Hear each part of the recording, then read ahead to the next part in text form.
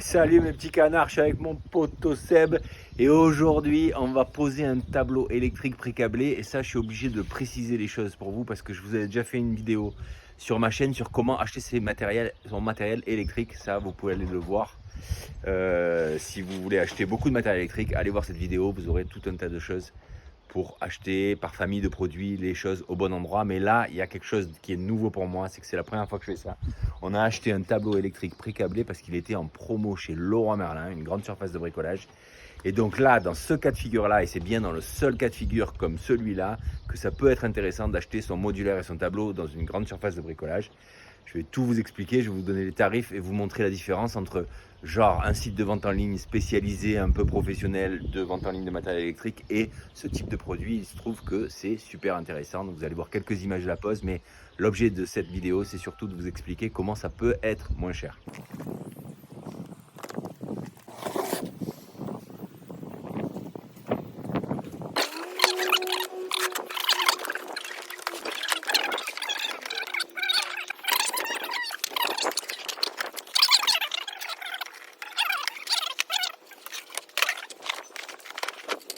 Alors, qu'est-ce qu'on a dans un tableau électrique pré-câblé? Eh bien, en fait, on a tout qui est déjà câblé.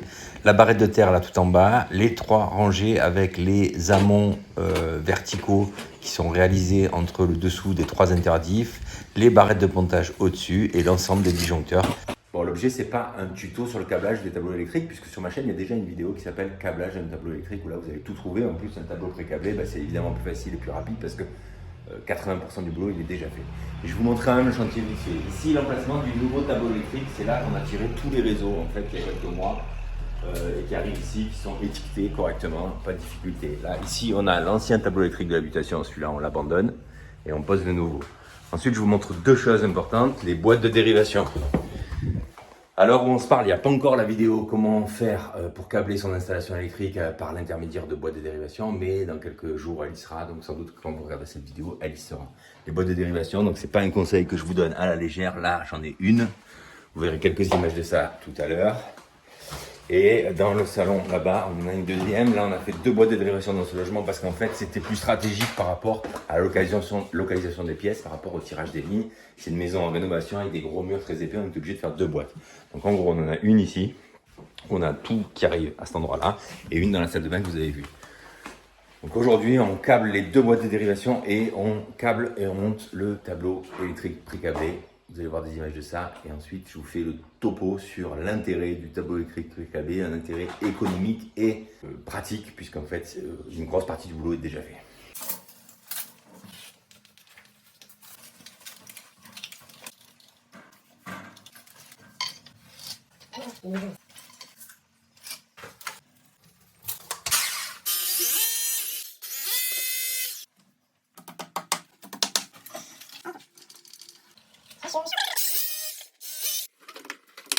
Bon, alors, ce qu'il faut savoir, c'est qu'avec un tableau électrique pré-câblé, on ne peut pas tout avoir du premier coup dans son tableau. Et parfois même, on a, pour être très honnête, quelques disjoncteurs, notamment en 16 et en 10 ampères, que je n'aurais pas acheté si on avait dû composer soi-même le tableau électrique. Mais peu importe, on peut toujours un petit peu s'adapter. Il n'en demeure pas moins que souvent, avec l'achat du tableau électrique pré-câblé, il y a quelques disjoncteurs à acheter en plus pour pouvoir faire une installation complète. Là, en l'occurrence, notamment le contacteur jour-nuit, il est jamais dans les tableaux électriques pré-câblés parce qu'il est un peu cher, donc les fabricants ne le mettent pas dans le tableau pré-câblé qui est prévu pour le plus grand nombre. Et du coup, les 2 ampères VMC, les 2 ampères de la protection du contact jour-nuit n'y sont pas non plus. Donc vous êtes toujours obligé quand même d'acheter quelques disjoncteurs. Ça, je vais vous mettre des informations sur le tarif de ça. La seule impasse qu'on a fait, c'est le disjoncteur contacteur jour-nuit qu'on n'a pas acheté en Schneider parce qu'il était trop cher. Et donc, on a préféré prendre une marque de grande surface de bricolage. Enfin, en l'occurrence, c'est mon pote Seb qui a fait ce choix-là, mais il n'y a pas de difficulté avec ça. C'est pas parce qu'on aura un disjoncteur qui sera un petit peu différent esthétiquement des autres que c'est un problème. Donc là, l'avantage, c'est qu'on va pouvoir travailler tranquillement sur la table pour placer les disjoncteurs. En l'occurrence, c'est surtout des 20 ampères et des 2 ampères qu'on a acheté en plus pour qu'on ait l'ensemble des protections pour l'installation. On va le placer tranquillement sur le tableau électrique et ensuite on va installer le tableau au mur. On n'aura plus qu'à câbler à proprement parler les câbles à l'ensemble des disjoncteurs. Donc vous voyez qu'en fait au niveau des barrettes de pontage, ils réservent quelques lignes en plus pour pouvoir rajouter disjoncteur modulaire, ça s'est fait exprès. Je trouve ça un peu dommage qu'ils n'aillent pas jusqu'à donner des barrettes complètes, mais bon, il ne faut pas exagérer non plus. En tout cas, il y a largement là de quoi faire pour une installation domestique classique. Donc le contacteur jour-nuit, là, il viendra en bordure ici. Ici, on va mettre tout ce qui est chauffe-eau à cet endroit-là. Donc en fait, qu'est-ce qu'on fait? On dégrafe. Ça, je le coupe ici pour remettre deux protections. Ça sera des réserves pour plus tard, pour pouvoir faire évoluer l'installation si on a besoin. Et là, ici, je mets mes deux disjoncteurs modulaires, le 2 ampères et le 2 ampères, et le contact jour-nuit. Et dernière chose,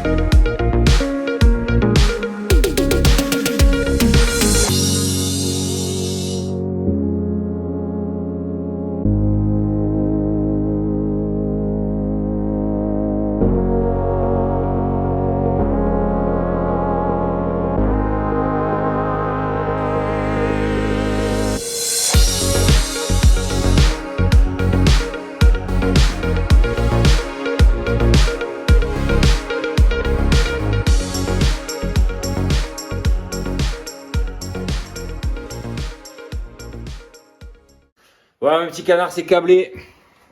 Bon, j'ai mis le capot pour faire beau, mais on va regarder vite fait ce qu'il y a dedans. Donc en gros, en haut, là, les amont. Ici, la première rangée. Donc ça, c'est le petit bloc que j'avais racheté en plus du tableau électrique pré-câblé, d'accord, pour le contact jour-nuit. Le 20 ampères du chauffe-eau, le 2 ampères du protection contact jour-nuit et le contact jour-nuit lui-même.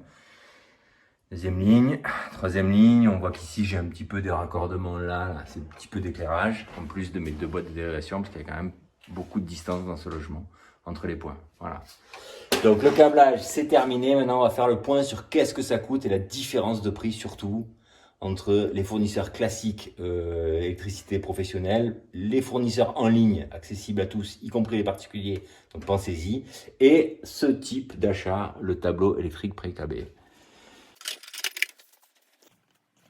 Bon, mes petits canards, je me suis posé, j'ai repris un peu tous mes tarifs et donc maintenant je vais pouvoir vous en parler. J'ai essayé de prendre un peu de recul parce qu'en fait, en réalité, il se trouve qu'il y a quelques petites choses qui ont changé, j'ai l'impression, depuis quelques mois là, en ce qui concerne les tarifs, notamment en grande surface de bricolage. Mais depuis que j'ai posté sur ma chaîne la vidéo comment acheter ces fournitures électriques, dans laquelle je vous présente un petit peu par famille de produits quelles sont les meilleures options d'achat que vous avez à aller chez des fournisseurs versus d'autres, d'accord, sachant que les principaux fournisseurs, pour refaire le topo très rapide, c'est les grandes surfaces de bricolage, les fournisseurs historiques présentiels en région de fournitures électriques, ceux qui sont plutôt dédiés aux professionnels, c'est-à-dire que c'est pas évident pour un particulier d'aller se fournir là-bas, et les sites de vente en ligne. Ça, c'est les trois principales options que vous avez pour acheter vos fournitures de matériel électrique. Alors, il y a 95% de ma vidéo est encore valable, mais là, sur le modulaire, il se trouve que quand même, j'ai eu une petite surprise, il faut savoir l'avouer. Bon, historiquement, en grande surface de bricolage, on avait des entrées de gamme en modulaire, d'accord, en tableau, en disjoncteur, en interdif. C'était des sous-marques en fait, des marques pas chères quoi, mais qui n'ont pas de renommée, d'accord. Là, on trouvait des tarifs très attractifs, pas de problème. Mais on se pose toujours la question de mettre ces marques-là quand on fait un tableau électrique, parce qu'en fait, il y a quand même une notion de durabilité et de sécurité qui est assez importante. Donc moi, j'ai toujours eu tendance à me dire une grande marque, c'est quand même pas mal. Et il se trouve que en grande surface de bricolage, les grandes marques, elles n'ont jamais été réellement placées, d'accord. Là, par exemple, aujourd'hui, on a parlé d'un tableau électrique Schneider. Bon, ben Schneider, il y a encore 6 ou 8 mois chez Leroy Merlin, pour ne pas le citer, parce que c'est là que vous allez voir qu'on s'est servi.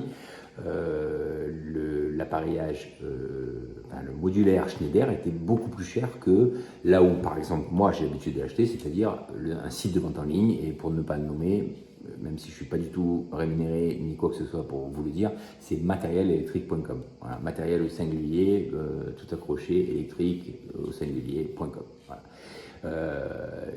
matérielélectrique.com était beaucoup plus intéressant que Leroy Merlin. Là, il se trouve que ça vient de changer. Alors, ça, c'est valable pour du Schneider. Attention, c'est pas valable sur les autres marques encore. J'ai vérifié, par exemple, Legrand, vous allez payer beaucoup plus cher en grande surface de bricolage que dans un réseau professionnel, que ce soit des fournisseurs historiques ou matérielélectrique.com. Mais là, en l'occurrence, aujourd'hui, il se trouve qu'en fait, au moment où je vous parle, post-Covid, le Schneider est relativement bien placé chez Leroy Merlin, parce que par exemple, pour vous donner deux références classiques qui vous donnent tout de suite l'idée en fait, du taux de remise que Leroy Merlin propose à ses clients et du taux de remise que matérielélectrique.com propose à ses clients, vous prenez un 20 ampères Schneider à vis, il vaut aujourd'hui 8,45 € TTC sur matérielélectrique.com et il vaut 8,50 € sur Leroy Merlin. Donc ça veut dire qu'on est à quelque chose près au même prix, d'accord?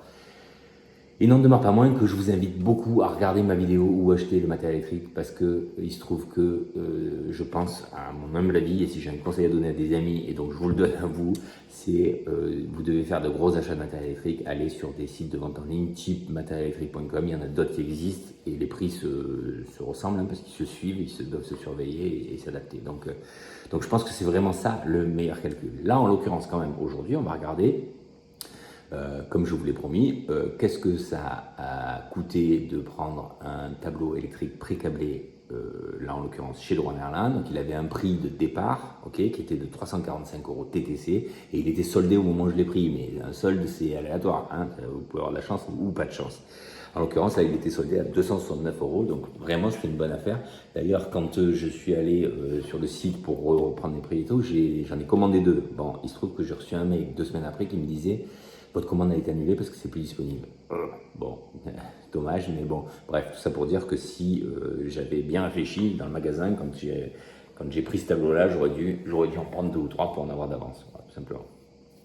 Donc, le petit exercice que j'ai fait, c'est un tableau électrique pré-câblé. Si on le prend pré-câblé et si on le prend au détail, qu'est-ce que ça fait? Donc là, vous voyez, en même temps que je vous parle, les images des paniers que j'ai fait. J'ai exactement fait le panier sur matérielélectrique.com qui correspond au tableau pré-câblé qu'on a acheté. Évidemment, il y avait quelques disjoncteurs en plus, ça je ne les ai pas comptés, c'est juste pour avoir une idée de différence de prix, d'accord? On arrive sur matérielélectrique.com à 354 € TTC, d'accord? Là où le tableau électrique pré-câblé d'origine chez Leroy Merlin semblait être 345 € TTC, bon, on l'a acheté 269, donc évidemment c'était beaucoup plus intéressant. J'ai très souvent vu des tableaux pré-câblés, même soldés dans une grande surface de bricolage. Je me suis souvent posé la question de savoir qu'est-ce que ça aurait coûté si je l'avais acheté ailleurs. Il se trouve que j'ai jamais eu ce prix-là. Donc attention que ce ne soit pas une offre de gascon entre guillemets, dans le sens où elle serait carrément exceptionnelle. Je vous invite à faire le distinguo entre qu'est-ce que ça coûte de détailler son tableau électrique ou qu'est-ce que ça coûte de prendre un pré-câblé. Voilà. Si on fait ce calcul-là, c'est pour se dire, bon ben voilà, je vais passer du temps à monter mon tableau électrique qui n'arrive pas à pré-câbler d'un côté, versus le tableau où il est arrivé, il est prêt, vous l'accrochez au mur et puis vous commencez à travailler. En réalité, si on y réfléchit bien, il faut pas 1000 ans pour recomposer le tableau. Je pense que si on compte une grosse demi-heure, c'est le bout du monde. Donc ça veut dire quoi? Ça veut dire qu'en pratique, moi je serais prêt, par exemple perso, je serais prêt à payer mon tableau pré-câblé quelque chose comme 25 ou 30 € de plus que la version dispatchée, parce que ça correspond à peu près à la demi-heure que je vais y passer, au taux horaire que j'ai a priori dans ma tête pour mes calculs de prix. Voilà. Donc voilà, il faut relativiser ça. Le fait en tout cas que là, cette fois-ci, eh bien, le tarif était super intéressant chez Leroy Merlin. Et donc, je vous invite à regarder un petit peu ça parce que sans doute que ça vaut vraiment le coup. En tout cas, je vous redis simplement une chose qui est capitale. Les achats de matériel électrique, particulièrement l'appareillage, surveillez bien ce que vous faites. Ne vous dites pas a priori, le moins cher, ça sera en grande surface de bricolage. Un appareillage, ça se choisit, on met de la marque dans une habitation parce qu'on veut que ça dure une trentaine d'années. Et si on veut de la marque, eh bien, il faut vraiment se méfier parce qu'il y a toutes les chances que les sites de vente en ligne soient les plus intéressants. Voilà pour mes conseils.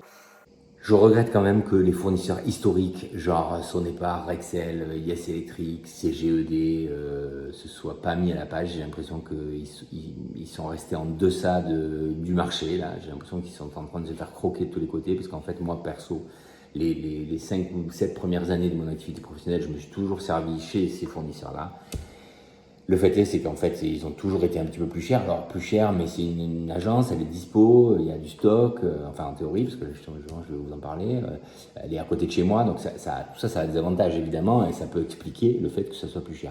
Le problème de ces agences depuis, je dirais, bon point une dizaine d'années, c'est qu'il n'y a plus de stock dedans. Je pense que c'est la recherche de rentabilité absolue qui fait ça. Alors évidemment, ils vous disent non, mais il n'y a pas de problème, on a un stock central, en 2 jours, on peut tout avoir à l'agence. Ouais, super.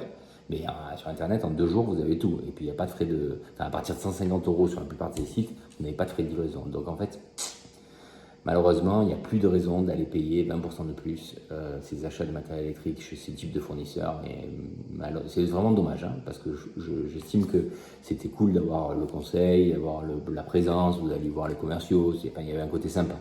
Mais malheureusement, je crois que c'est en train de disparaître. Voilà. J'espère que ce tuto vous aura apporté des petites choses. J'espère que vous avez apprécié. Je vous remercie beaucoup d'avoir regardé jusqu'au bout. Vous ne devez pas être nombreux à mon avis, mais c'est pas grave. Merci, merci. Et n'hésitez pas à vous abonner à ma chaîne, à m'envoyer des commentaires et à mettre des likes. Ça m'aide beaucoup pour le référencement YouTube. Je vous remercie beaucoup. À bientôt. Bye bye.